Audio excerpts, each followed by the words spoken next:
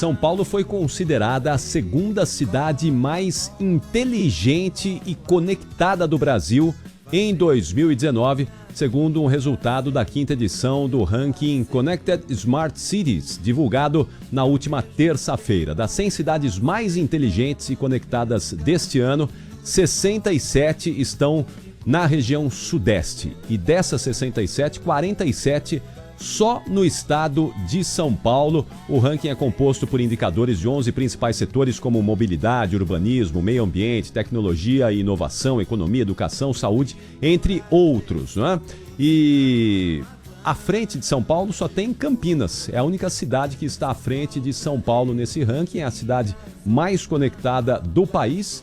Depois vem São Paulo, na terceira posição Curitiba, depois Brasília e em quinto lugar São Caetano do Sul, aqui no Grande ABC. Para a gente falar e entender um pouquinho mais da importância disso, nós estamos em contato com o diretor de Smart Cities da e-tron, empresa especializada em tecnologias em cidades inteligentes, o Helder Bufará. Como vai, Helder? Boa tarde.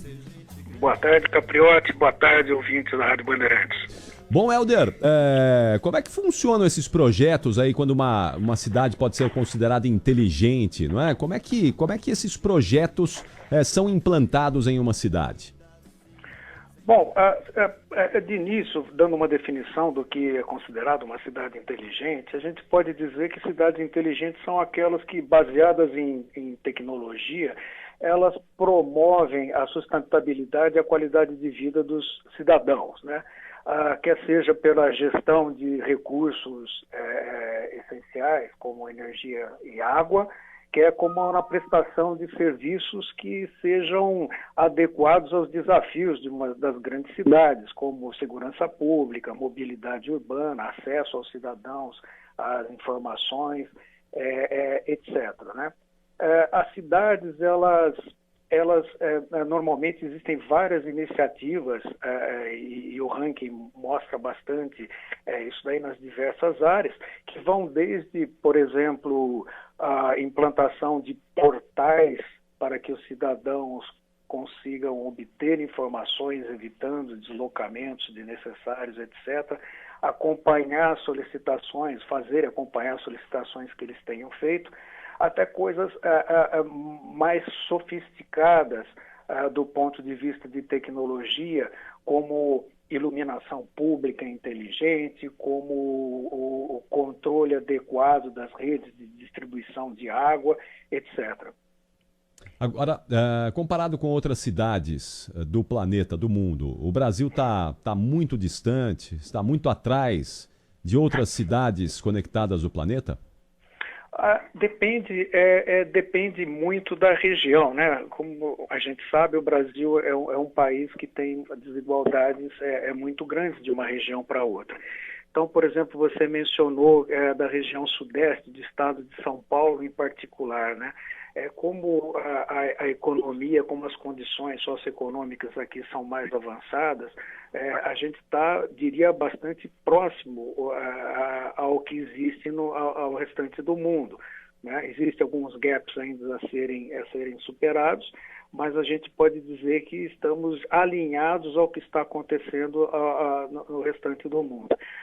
Já em outras regiões, naturalmente, pela maior carência de investimentos, etc., e até pela ausência de grandes metrópoles na proporção que existe na região sudeste, a distância é um pouco maior. Mas o que a gente está percebendo é que, no geral, dentro das possibilidades de cada região, de cada cidade em particular, está havendo um avanço e a própria sociedade vem cobrado dos governantes, das administrações municipais, um enfoque maior nessas duas coisas, né? Já faz parte do nosso cotidiano você se importar com a sustentabilidade, você está atento a como os recursos estão sendo utilizados e também pela própria experiência vivenciada pelos cidadãos no seu dia a dia, através do acesso ao celular, a inúmeras informações e facilidades, ele também exige da cidade, independente do tamanho, etc., a mesma facilidade para se comunicar com o poder público, para ter acesso aos serviços. Agora, isso tem muito a ver também, não é, Helder, com a questão da tecnologia utilizada nessa cidade. A gente sabe que aqui na região sudeste, em uma boa parte do país, o 4G hoje é uma boa realidade. Mas outras regiões não dispõem desse serviço. O 5G já está quase chegando. Isso vai melhorar essas questões para a tecnologia das cidades? Sem dúvida, existem várias tecnologias aplicáveis a cidades inteligentes, dependendo da aplicação, né? No quesito a acesso ao público, a informações, etc., como a gente havia comentado, portais, é muito interessante esse aumento da penetração da telefonia celular. A gente pode também, nesse aspecto de acesso ao cidadão, de interconexão com os cidadãos, a gente pode mencionar também, inclusive um dos índices que são ranqueados pelo Connected Smart Cities, o número também de ligações de internet, de acesso à internet, né, por habitantes. Esse é outro indicador bastante importante também nessa acessibilidade à internet, mesmo por linhas fixas, tá certo? E também da velocidade dessa conexão, que é outra coisa que está também evoluindo bastante aqui no país, né? A velocidade da conexão aumentando bastante, isso facilitando também o acesso às informações. Para outras aplicações mais técnicas e mais, vamos dizer assim, críticas do ponto de vista de conexão, existem outras alternativas, como redes especializadas, que é até um foco da nossa empresa, que ela se adequa bastante a ambientes urbanos para a conexão de sensores, de medidores, das mais variadas modalidades, né? É o que a gente chama de internet das coisas e, mais especificamente, internet de coisas importantes, como, por exemplo, eu havia mencionado, iluminação pública é uma aplicação crítica, né? Tem impactos em segurança pública, etc. Então, a solução tecnológica para isso, ela não necessariamente envolve telefonia celular da mesma forma como a conectividade e o serviço aos cidadãos.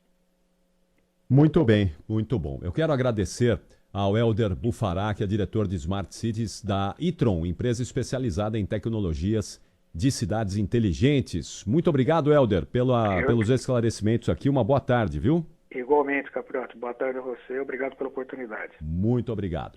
Daqui a pouquinho a gente vai trazer mais uma atualização.